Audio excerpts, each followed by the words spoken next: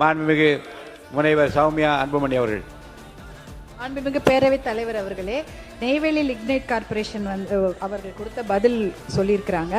ஆனால் பார்த்தீங்கன்னா CSR corporate social ரெஸ்பான்சிபிலிட்டிக்கு ஒரு சதவீதம் கொடுக்கணும். அதை மட்டும் அவங்க கொடுக்குறாங்களான்னு பாருங்க, கிடையவே கிடையாது. மனசாட்சியே இல்லாத நிறுவனம் எதுனா அது என்எல்சி தான். தமிழ்நாட்டில் மனசாட்சி இல்லாமல் எல்லா விவசாயிகளையும் ஒரே நைட்டு வெளியில் தூக்கி போட்டுட்டு தண்ணியும் உறிஞ்சு அதை நான் வளத்தையும் கெடுத்துட்டாங்க. அவங்களுக்கு எக்ஸாம் வச்சு வேலை எடுக்கிறாங்க. எதுக்கு எக்ஸாம் வச்சு வேலை எடுக்கிறாங்க? மண்ணின் மைந்தர்கள் அவர்கள். அவங்களுக்கு வந்து வேலை அங்க கொடுக்கணும், இல்ல ட்ரைனிங் போட்டு கொடுக்கணும். அதெல்லாம் கிடையாது. எக்ஸாம் போட்டு வேலை போட்டு வெளியூர்ல தான் ஆளை கூட்டு வந்து வேலை வாங்குறாங்களே தவிர நலம் கொடுத்த விவசாயிக்கும் விவசாயியோட பிள்ளைக்கு வேலை கொடுக்கறது இல்ல. என்ட்ரன்ஸ் எக்ஸாம் எதுக்கு? +2 மெடிக்கல் சீட்டா கொடுக்குறாங்க. என்ட்ரன்ஸ் எக்ஸாம் கொடுத்து வேலை எடுத்துட்டு இருக்காங்க. அதனால என்எல்சி கொடுக்குற எந்த தகவலுமே அது உண்மைக்கு புறமான தகவலா தான் இருக்கும். சிஎஸ்ஆர் எவ்வளவு ஃபண்ட் அவங்க செலவு பண்ணிருக்காங்கன்னு பாருங்க. அதுக்கு ஒரு கணக்கு கொடுப்பாங்க. ரோடு போட்டோம், பாலம் கட்டணும்னு. அது அவங்களுடைய வளாகத்துக்குள்ளதான் பண்ணிருப்பாங்களே தவிர மக்களுக்கு எதுவுமே பண்ணவே இல்லை. அதை நீங்க தெளிவு